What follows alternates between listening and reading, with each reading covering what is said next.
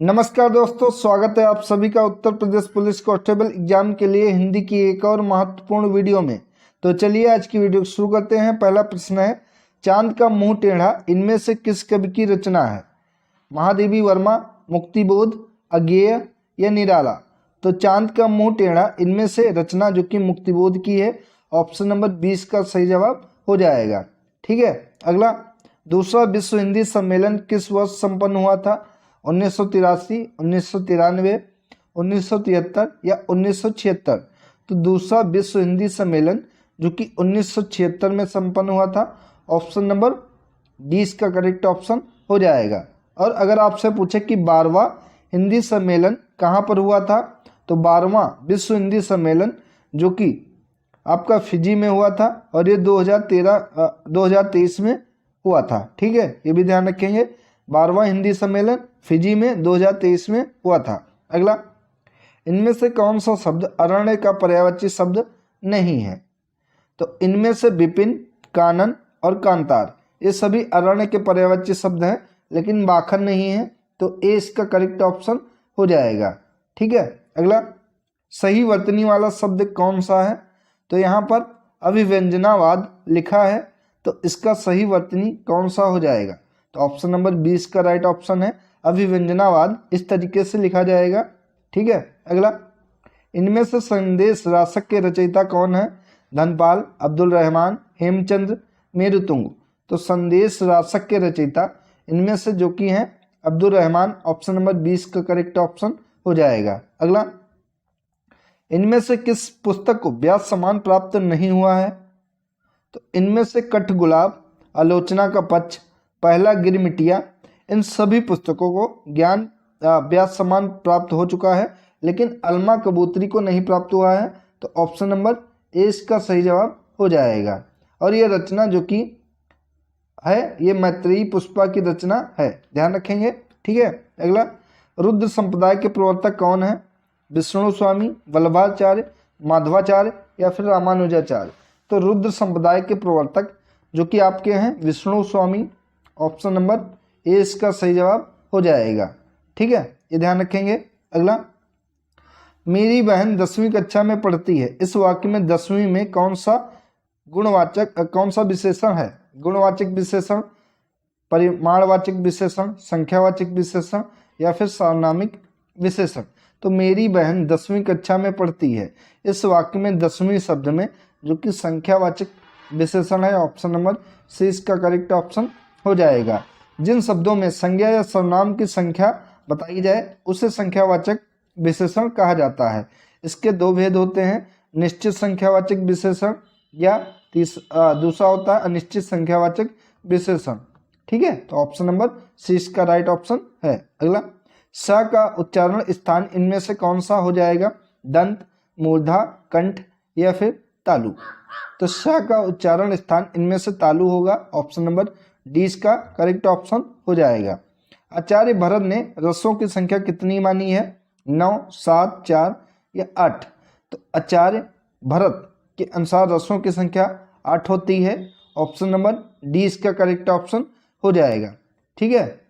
अगला, जो ध्वनियाँ ना स्वर है ना व्यंजन है उन्हें क्या कहा जाता है?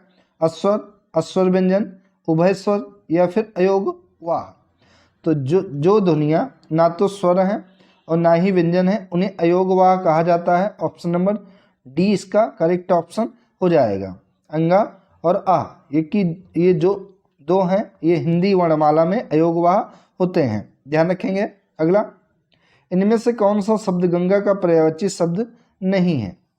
तो गंगा शब्द के पर्यायवाची इनमें से अमरतरंगिनी, विष्णुपदी और त्रिपथगा ये सभी गंगा के पर्यायवाची हैं, लेकिन पुष्पंधवा गंगा का पर्यायवाची नहीं है, यह ऑप्शन नंबर डी इसका राइट ऑप्शन हो जाएगा।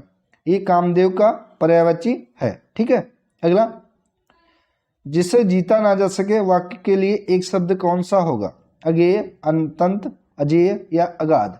तो जिसे जीता ना जा सके इस वाक्य के लिए एक शब्द हो जाएगा अजेय, option number C right option है। अगला, हिंदी भाषा के मानकीकरण का सचेष्ट प्रयास किस पत्रिका में किया गया है? तो हिंदी भाषा के मानकीकरण का सचेष्ट प्रयास जो कि किया गया है आनंद में। ऑप्शन नंबर सी इसका करेक्ट ऑप्शन हो जाएगा। अगला, टा वर्ग में किस प्रकार के व्यंजन आते हैं? कंठ, तालव्य, मूर्धन्य या फिर दंत। तो टा वर्ग में मूर्धन्य वर्ण आते हैं। ऑप्शन नंबर सी इसका करेक्ट ऑप्शन हो जाएगा। जिन वर्णों का उच्चारण मूर्धा से होता है उन्हें मूर्धन्य कहा जाता है। ठीक है, ये ध्यान रखेंगे। अगला, इनमें से कौन सा शब्द हनुमान का पर्यायवाची शब्द नहीं है? तो पूछा कि हनुमान का पर्यायवाची शब्द कौन सा नहीं है? तो महावीर, हरीश और मारुति, ये तीनों जो कि हनुमान के पर्यायवाची शब्द हैं, लेकिन आग्नेय हनुमान जी का पर्यायवाची शब्द नहीं है। तो इसका बी करेक्ट ऑप्शन हो जाएगा। अगला, निम्न उपन्यासों में से कौन सा मृदुला गर्ग द्वारा रचित नहीं है? उसके हिस्से की धूप, रुकोगी नहीं राधिका, चित्त कोबरा या मैं और मैं। तो इनमें से मृदुला गर्ग के द्वारा रचित जो कि उपन्यास नहीं है उसका नाम है कि रुकोगी नहीं राधिका। 20 का राइट ऑप्शन हो जाएगा। यह उपन्यास जो कि उषा प्रेवंदा के द्वारा लिखा गया है। निम्नलिखित में से सही वाक्य की पहचान कीजिए। वह क्या जाने कि मैं कैसे जी रहा हूँ। वह कैसे जाने कि क्या मैं जी रही हूँ। वह क्या जाने कि मैं कैसे जी रहा हूँ। वे क्या जाने कि मैं कैसे जी रहा है। तो ये भी गलत है। ऑप्शन नंबर ए इसका सही जवाब हो जाएगा कि वह क्या जाने कि मैं कैसे जी रहा हूँ। ठीक है, ए राइट ऑप्शन है। अगला, हिंदी इनमें से किस भाषा परिवार के अंतर्गत आती है? तो हिंदी जो कि भारोपीय भाषा परिवार के अंतर्गत आती है। ऑप्शन नंबर 20 का करेक्ट ऑप्शन हो जाएगा। बाकी जो साउथ की भाषाएं हैं दक्षिण भारत की, वो सभी द्रविड़ भाषा परिवार के अंतर्गत आती हैं, और जो हिंदी वाली हैं वो भारोपी परिवार के अंतर्गत आती हैं। ठीक है। अगला, अंधा युग इनमें से किस विधा की पुस्तक है? काव्य है, नाटक है, एकांकी है या गीत नाट्य है? तो अंधा युग इनमें से जो कि गीत नाट्य है। ऑप्शन नंबर डी इसका करेक्ट ऑप्शन हो जाएगा। इसकी रचना धर्मवीर भारती के द्वारा की गई है। धर्मवीर भारती की अन्य प्रमुख रचनाएं हैं जिनमें गिनाहों का देवता, सूरज का सातवां घोड़ा, कनुप्रिया आदि शामिल हैं। ध्यान रखेंगे। इनमें से कौन सा शब्द पुल्लिंग है? पूड़ी, खीर, रोटी या धनिया? तो धनिया शब्द पुल्लिंग है। पूड़ी, खीर एवं रोटी ये तीनों शब्द जो कि स्त्रीलिंग है। तो डी इसका राइट ऑप्शन है। अगला, निम्नलिखित प्रश्न में 4 विकल्पों में से उस सही विकल्प का चयन करें जो कि अशुद्ध वाक्य के शुद्ध रूप का सबसे अच्छा विकल्प है। आप नानी के घर जाओ।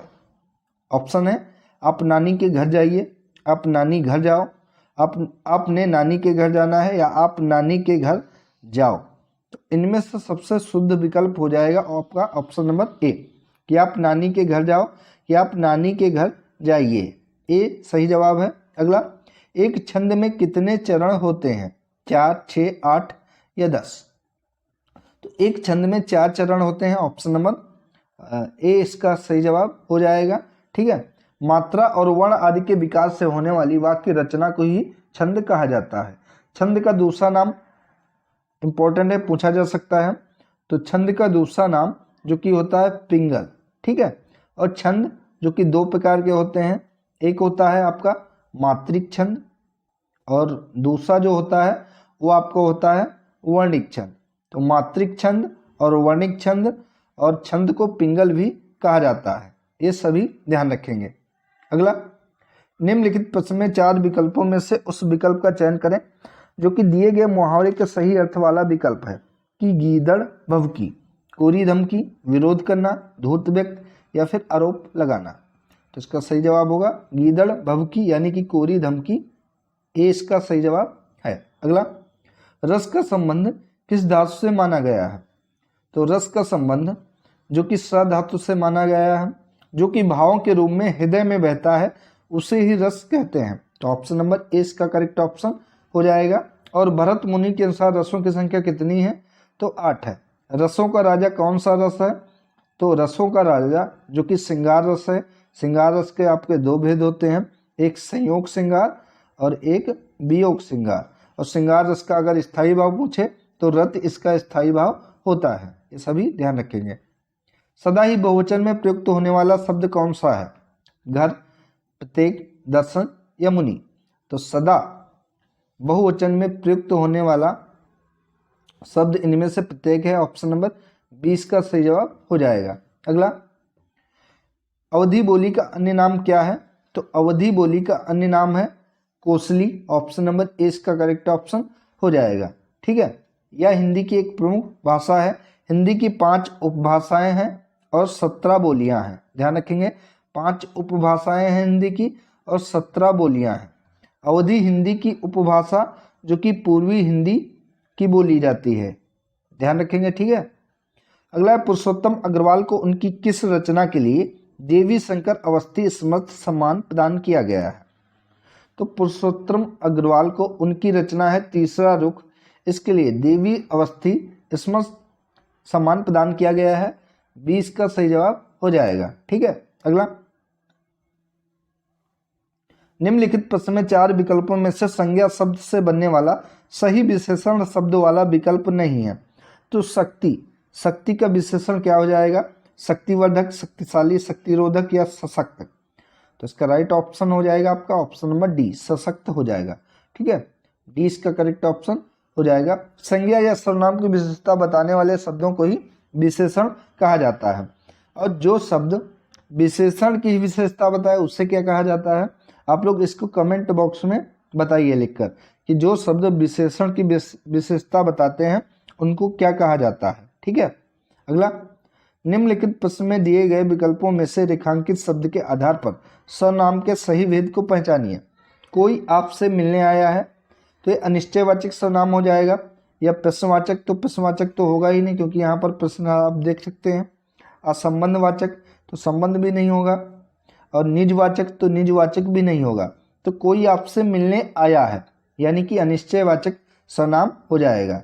ये इसका सही जवाब हो जाएगा। ठीक है, कोई क्या मतलब पता ही नहीं है कि कौन आपसे मिलने आया है। तो जिस शब्द से किसी वस्तु का बोध ना हो वहां पर अनिश्चयवाचक सर्वनाम होता है। ठीक है, ध्यान रखेंगे, ऑप्शन नंबर ए इसका करेक्ट ऑप्शन हो जाएगा। अगला, अयोध्या सिंह उपाध्याय जिन्हें हरिऔध भी कहा जाता है, इनकी प्रसिद्ध रचना कौन सी है? झरना, प्रिय प्रवास, प्रेम विलास या अंधा युग। तो इनकी प्रसिद्ध रचना है प्रिय प्रवास। ऑप्शन नंबर 20 का सही जवाब हो जाएगा। अगला, यहाँ पर अन्य भी रचनाएं दी गई हैं जिनकी बात करें तो झरना जो कि रचना आपकी हो जाएगी जयशंकर प्रसाद जी की, और जयशंकर प्रसाद जी की एक प्रसिद्ध रचना है कामायनी, इसको भी ध्यान रखेंगे। प्रेम प्लाप, तो प्रेम प्लाप जो कि भारतेंद्र हरिश्चंद्र की रचना है, और अंधा युग, तो अंधा युग धर्मवीर भारती की रचना है। ठीक है, निम्नलिखित प्रश्न में 4 विकल्पों में से उस सही विकल्प का चयन करें जो कि बताता है कि फणीश्वर नाथ रेणु द्वारा रचित उपन्यास कौन सा है। तो फणीश्वर नाथ रेणु के द्वारा रचित उपन्यास जो कि इनमें से है मैलाचल। ऑप्शन नंबर 20 का सही जवाब हो जाएगा। ठीक है, अगला, यहाँ पर गद्यांश दिया गया है, इसको पढ़कर प्रश्नों के उत्तर देने हैं। कि सर्दियों के दिन थे, एक बालक सुबह के समय अकेला स्कूल जा रहा था। रास्ते में एक स्टेशन था, वह रेल की पटरी के पास से गुजर रहा था कि अचानक उसकी नज़र रेल की पटरी पर गई। वह उखड़ी हुई थी। बालक ने घड़ी देखी, गाड़ी आने वाली थी। उसने सोचा कि अगर गाड़ी इस पटरी पर से गुजरेगी तो इसका भयंकर परिणाम हो सकता है। अभी वह इससे आगे सोच भी ना पाया था कि गाड़ी की सीटी सुनाई दी। बस फिर क्या था, बालक के सामने एक ही लक्ष्य था, मुसाफिरों की जान बचाना। देखते ही देखते इंजन दिखाई देने लगा। बालक कूदकर दोनों पटरियों के बीच खड़ा होकर अपनी कमीज हिलाने लगा। ड्राइवर की नज़र उस बालक पर पड़ गई और उसने ब्रेक लगा दी, लेकिन गाड़ी बिल्कुल बालक के पास आकर रुकी।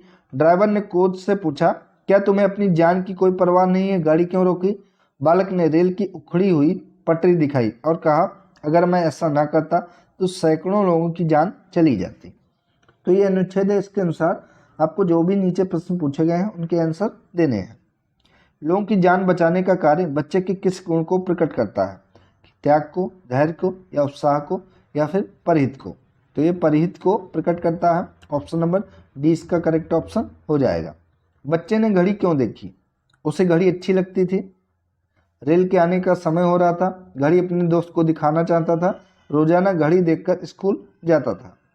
तो बच्चे ने घड़ी इसलिए देखी क्योंकि रेल के आने का समय हो रहा था। ऑप्शन नंबर 20 का सही जवाब हो जाएगा। बच्चे का कमीज हिलाना व्यक्त करता है बच्चे की सूझबूझ को, बेवकूफ़ी को, शरारत को या असावधानी को। तो ये बच्चे की सूझबूझ को प्रकट करता है। इसका करेक्ट ऑप्शन है। रेल ड्राइवर को क्रोध क्यों आया?